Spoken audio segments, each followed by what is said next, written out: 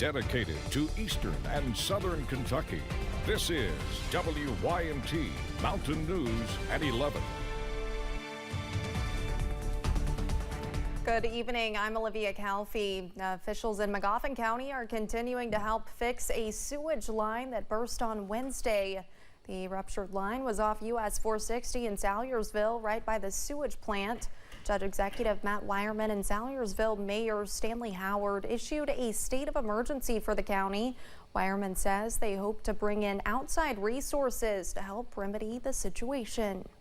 We will begin discussions on declaring a state of emergency. A lot of that sounds a little more dramatic than it is, but that helps us when it comes to procuring services and getting contractors in. We can bypass all the normal procurement procedures under the law and go ahead and take action immediately, and that's what we've done.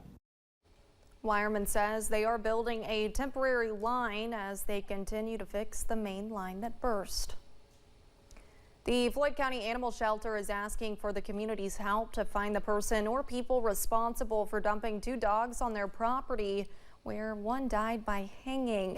Shelter employees found piles of meat on the property last week, which they soon realized was being eaten by a pit bull that had been left there.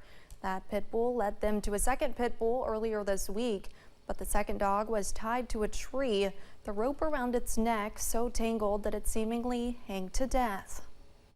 How could somebody do that? You know, the dog had cropped ears, professionally cropped ears. That was somebody's pet. And to be able to he's probably 3-4 years old, to have a dog for 3 or 4 years and love it and vet it and crop its ears, just to do that to it, you know, I'll never be able to understand that. While they do not know if the meat situation was related to the dogs, they are looking for the person responsible for leaving them there. If you have any information, contact the Prestonsburg Police Department. A reward is being offered by shelter donors. 2 adults and 2 juveniles face charges in Pulaski County. The sheriff's office says they got a tip about a large amount of marijuana at a home on Dewey Pointer Road. Deputies then issued a search warrant of the home. After a series of interactions with the people in the residence, deputies found a large number of firearms and marijuana. Robert and Michelle Prince face several charges, including drug trafficking and possession of drug paraphernalia. The juveniles face charges including assault of a police officer. Local governments across the state are busy getting regulations in place for medical marijuana operations. Last year, Governor Beshear signed a bill that legalizes medical marijuana effective January 1st. In Lexington, the council is set to vote in the coming weeks on where medical marijuana operators can be located in the county. Mariah Congito talked with the city's director of planning about what goes into the zoning regulations and where we could see dispensaries pop up.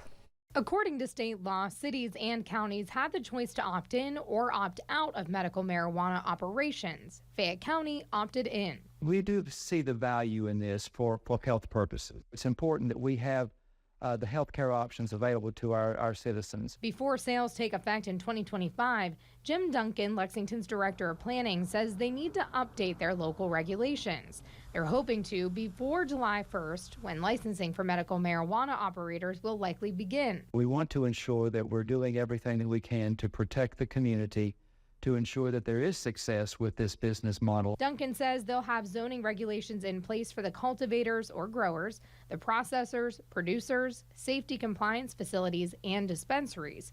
Duncan says the cultivators could have a facility in the city's urban service area one day. We wanted to make sure that we were in place so that any operators could know what they needed to do as far as selecting a location and whether they were eligible to do that. Per the state regulation, Duncan says no cannabis operation can be within 1,000 feet from a school or daycare.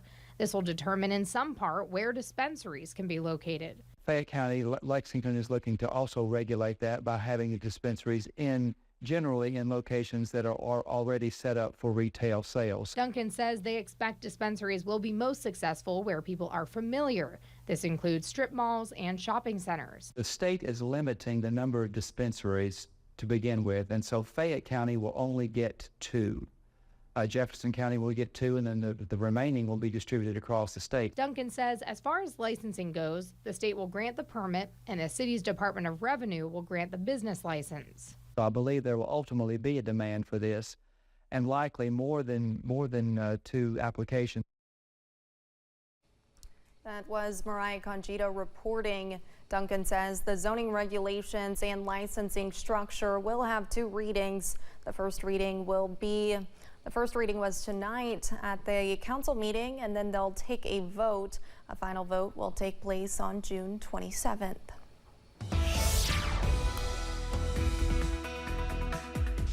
Temperatures today were in the mid to upper 80s. Some places, especially around the Middlesboro, Harlan area, did make it to 90, but the official observation site there says 89. 86 was the high in Jackson, 86 in Hazard.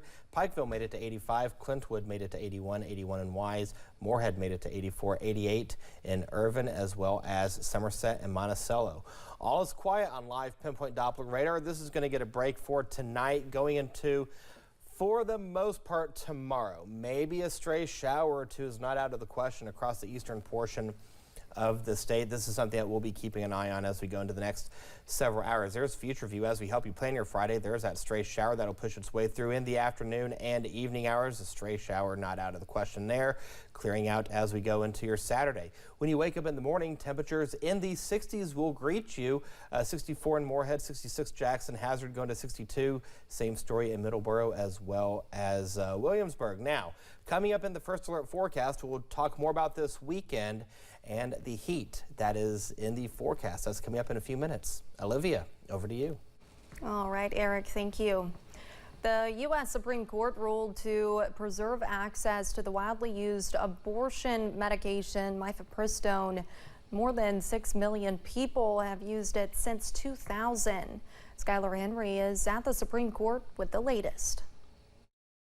In the last year, mifepristone was used in nearly 2/3 of all abortions in the U.S.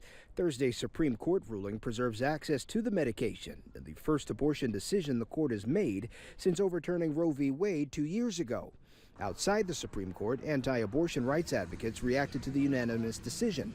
No, they're not saying that abortion pills are safe. They just said the case didn't have standing. So we'll be back with another case with better standing next time. The 9 justices ruled that the plaintiffs, a group of anti-abortion doctors, lack the legal standing to sue over the FDA's approval of the pill and the agency's actions to ease access to it.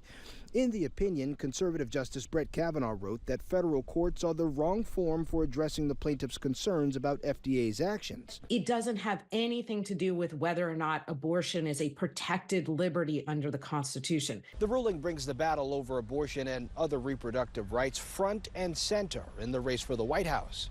This ruling is not going to change the fact that Trump's allies have a plan that if all else fails, to eliminate medication abortion through executive action.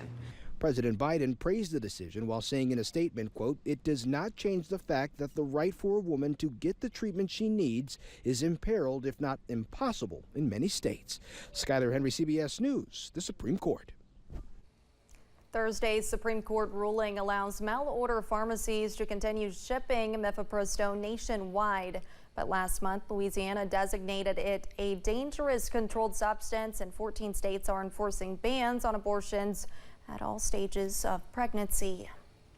Missouri Senator Josh Hawley is speaking out following Hunter Biden's conviction on federal gun charges. Monday, a jury convicted Biden on 3 different gun charges: lying to a gun dealer, lying on the gun purchase form, and processing a gun while abusing drugs. With the conviction, Biden could face up to 25 years in prison. The Missouri Republican now saying this conviction is indicative of a larger problem. Remember, the Department of Justice offered him a sweetheart plea deal on these charges and didn't want to prosecute any of them. And the only reason that deal fell apart is a federal judge in open court started asking questions about it and said, you know, I don't feel comfortable with this deal.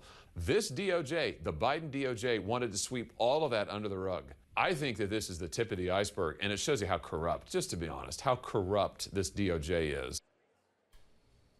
While not related to this incident, the House just Wednesday voted to hold Attorney General Merrick Garland in contempt over an issue involving the investigation into President Biden's classified documents.